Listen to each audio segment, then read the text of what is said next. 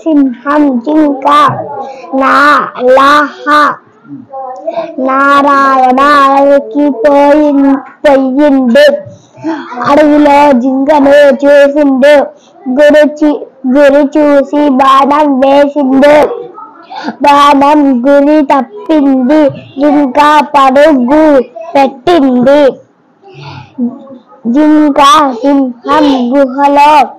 దూరింది వణుకుతూ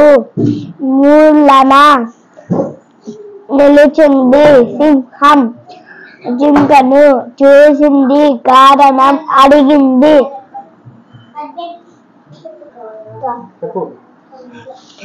జింక కారణం తెలిపింది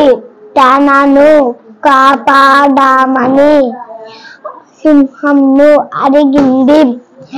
సింహం సరే అన్నది జింకను గుహలో ఉంచింది తలుపుకు తాళం వేసింది తాళం చెవిని దాచింది నారాయణ సింహం ను చూసిండు వెంటనే పారిపోయిండు సింహం తాళం తీసింది జింక